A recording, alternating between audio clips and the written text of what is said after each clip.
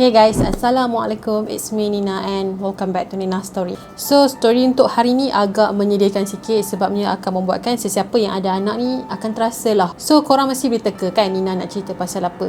Ya, betul. Nina akan cerita pasal budak-budak. Sebelum ni Nina pernah kan cerita pasal pembunuh bersiri, tapi diorang ni tak adalah bunuh ramai sangat mangsa dia. Paling ramai pun dalam 20 orang je macam tu. Tapi kali ni korang memang tak boleh nak imagine sebabnya nyawa yang diambil tu seramai 300 orang guys. Lepas tu mangsa-mangsa dia pula adalah budak-budak. Sampai sekarang ni pun tak ada sesiapa pun yang tahu ke manakah lelaki tadi menghilang. Even dia menjadi buruan pihak polis dah lama dah. Jadi kalau korang nak tahu macam mana cerita dia, so without wasting any time, let's get started.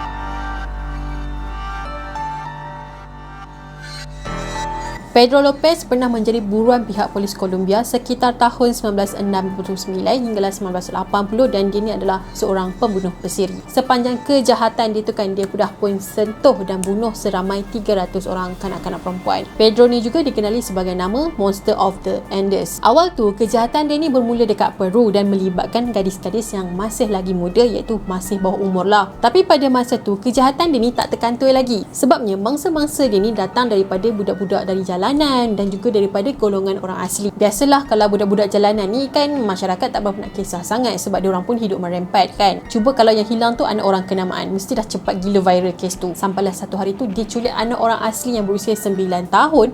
Lepas tu orang nampak dan diorang tangkap dia. Tapi orang-orang yang tangkap dia ni tak serahkan dia dekat polis. Diorang ni smackdown dia sepuas-puasnya. Diorang pukul dia, diorang buang baju dia, lepas tu diorang tanam dia hidup-hidup. Diorang memang geram sangat dengan dia dan kalau boleh diorang nak Pedro ni mati slow-slow. Tapi kan nyawa dia tak sempat lagi melayang sebabnya semasa kejadian tu ada seorang wanita dari Amerika ni yang ternampak apa yang terjadilah dan kebetulan masa tu dia lalu dekat situ. Jadi dia lah yang pergi report dekat polis tentang kejadian tadi dan Pedro pun diselamatkan. Walaupun pihak polis ni dah tahu motif kenapa Pedro tu jadi macam tu ataupun dibuat macam tu kan, tapi polis tak ambil apa-apa tindakan dekat atas dia tau. Dia cuma dihalau keluar daripada Peru dan tak dibenarkan datang balik ke Peru. Bermula dari sinilah ramai gadis jalanan di Amerika Selatan yang telah menjadi mangsa kepada dia. Walaupun dia pernah kena tangkap dulu kan, tapi dia telah dibebaskan sebabnya dia berkelakuan baik. Adalah beberapa kali yang dia ni dah pernah kena tangkap, tapi dia dibebaskan dan itulah yang menyebabkan kenapa mangsa dia ni terlalu ramai. So sekarang ni salah siapa? Bagi Nina dah tentulah salah pihak berkuasa sebab diorang ni terlalu berhati perut. So tadi tu adalah sedikit ringkasan tentang apa yang dia buat sebelum ni. Dan sekarang ni kita akan masuk pula kepada background kehidupan dia. Jadi Pedro ni lahir pada 8 Oktober pada tahun 1948 di Colombia. Masa tu Colombia ni ada kekacauan hingga menyebabkan ayah dia ni telah meninggal semasa perang tu terjadilah. Masa ayah dia meninggal tu kan, Pedro ni masih dalam kandungan mak dia. Kiranya lagi 6 bulan dia nak dilahirkan, ayah dia meninggal. Jadi Pedro ni adalah anak ke-7 daripada 13 adik-beradik. Korang mesti pelik kan? Katanya ayah dia meninggal masa dia dalam kandungan. Jadi macam mana pula dia boleh ada adik-adik yang lain? Sebenarnya mak dia ni adalah seorang pelacur, tapi nasib mak dia semasa bekerja ni pun tak berapa baik sebabnya mak dia ni selalu kena pukul dengan pelanggan. Jadi mak dia ni pula bila nak lepaskan stres, lepaskan rasa geram tu, anak-anak dia pula lah yang jadi mangsa. Jadi Pedro ni memang tak terlepas lah daripada kena pukul dengan mak dia sendiri. So Pedro ni membesar dalam keadaan yang susah, tak bahagia dan hidup pun tak tentu arah. Walaupun family dia broken pada masa tu kan, tapi dia masih lagi membesar menjadi seorang budak yang baik lagi lah. Sampailah di umur 8 tahun dikatakan mak Pedro ni dah halau anak dia yang ni keluar dari rumah. Puncanya mak dia nampak si Pedro tadi tu tengah belai adik perempuan dia. Bukan belai-belai biasa tau, tapi belai-belai yang itulah tu ha. Tapi ada juga yang cakap sebenarnya bukan mak dihalau, tapi Pedro ni lah yang melarikan diri dari rumah dan pergi ke ibu kota. Jadi kat sinilah Pedro mula tinggal dengan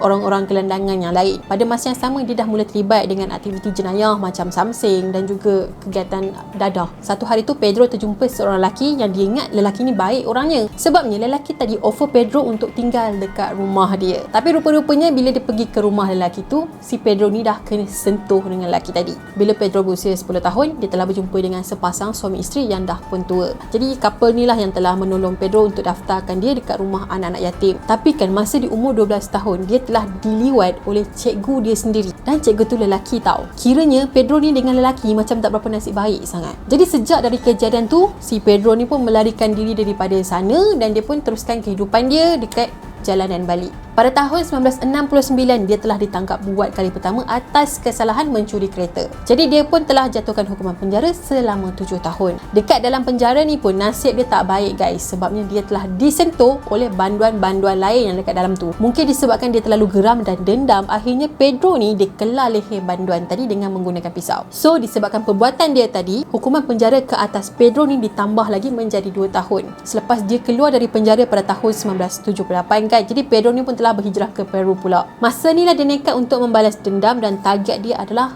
orang perempuan. Tak faham tu, orang yang aniaya dia ni sebenarnya adalah lelaki, tapi kenapa kau nak kena pilih orang perempuan? Kau faham tak? Macam mana ada related tu? Dalam POV dia, wanita-wanita yang menjadi mangsa dia ni adalah dianggap sebagai mak dia sendiri. Tapi kan dia tak pernah pula datang ataupun pergi serang mak dia depan-depan. Bagi dia, kenapa dia hidup dekat jalanan, menjalani hidup yang susah ni adalah disebabkan mak dia. Tapi benda ni dia rasa sekadar alasan dia je kot. Yang membuatkan hidup dia merana tu mungkin mak dia. Lepas tu lelaki-lelaki yang sentuh dia, tapi dia pergi kacau ataupun sentuh orang-orang yang tak bersalah. Contohnya macam budak-budak. Padahal budak-budak ni tak pernah pun orang kata apa ada sejarah hitam dengan dia. So bagi Nina, apa yang dia buat ni adalah memang sekadar alasan dia je. Jadi dia pun mula culik gadis-gadis dari golongan orang asli di Peru pula. Nak pula kalau gadis tadi tu tinggal di kampung yang terpencil dan jauh dari orang. Biasanya dia akan target budak perempuan ni yang mana muka dia nampak macam bendul sikit lah, lurus sikit kan. So diorang ni mudah lah untuk menjadi sasaran kepada Lopez. Sebab bagi dia, diorang ni macam mudah ikut cakap. Lepas tu dia akan offer lah dekat budak tadi tu hadiah, dan kalau budak tu setuju, budak tu kena ikut dia lah. Bila budak tadi tu ikut dia, Pedro ni akan bawa budak tadi tu ke sebuah tempat yang agak terpencil dan memang jauh lah dari orang. Dekat sinilah budak tadi ni akan disentuh dan akan dikuburkan lepas tu. Sebabnya dekat situ dia memang dah korek kubur siap-siap dah. Kiranya kubur tu memang tengah tunggu mangsa dia lah. Jadi Pedro ni dia akan peluk budak tadi dan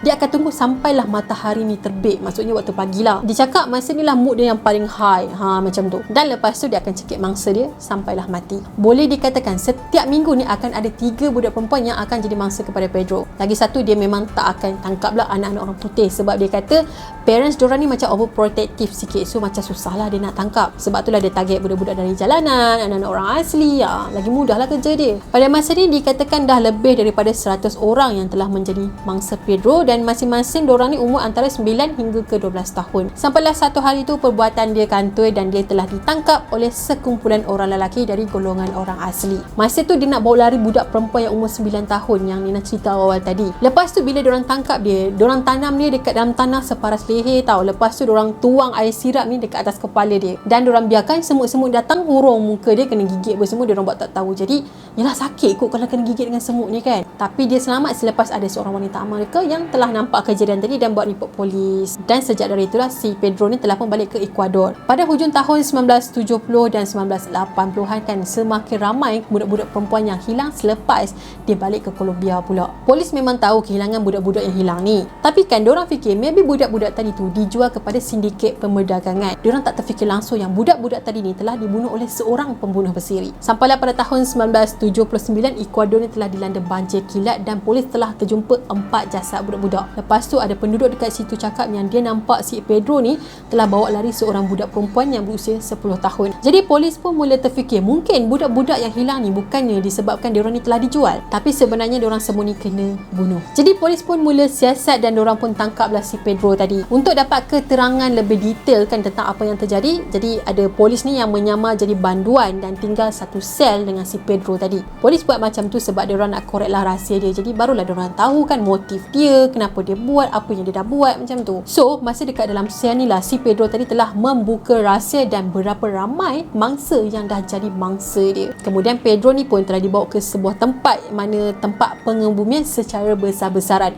Maksudnya dekat sini ada budak-budak yang ditanam sebelum ni. Dekat sini Pedro dah kebumikan seramai 53 orang budak-budak guys. Kalau ikut pengakuan daripada Pedro pula, dia cakap yang dia dah bunuh seramai 500 orang. Tapi dekat kubur tu dia cuma cakap ada 53 orang je. Mungkin yang lain tu ada kat Peru macam tu lah. Gila. Sampailah pada tahun 1980, Pedro pun telah disabitkan dengan kesalahan membunuh 110 orang dan dia pun dikenakan penjara paling maksimum. Tapi undang-undang Ecuador pada masa tu, penjara paling maksimum pun 16 tahun je. Tapi kan bila 2 tahun si Pedro ni baru berada dalam penjara, dia telah pun dibebaskan atas alasan sebabnya dia ni berkelakuan baik dalam penjara. So selepas dia dibebaskan, dia pun dihantar balik ke Colombia. Bila dekat Colombia ni pula, hakim telah mengisytiharkan yang si Pedro ni gila dan perlu ditempatkan ditempatkan di hospital gila dan mendapatkan rawatan psikiatri. Tapi pada tahun 1998, pihak hospital telah sahkan yang si Pedro ni dah sihat, dah sembuh dan boleh keluar dari sini. Kalau ikut undang-undang dekat sana kan, sepatutnya si Pedro ni kena pergi ke balai polis setiap bulan lah untuk melaporkan diri dia, tapi dia tak pernah buat pun. Kali terakhir orang nampak Pedro adalah pada tahun 1999 dan sejak dari itu diorang tak pernah nampak kelibat dia lagi. Ada yang kata kemungkinan besar dia telah meninggal di jalanan ataupun dia telah dibunuh oleh ahli keluarga mangsa-mangsa dia yang sebelum ni.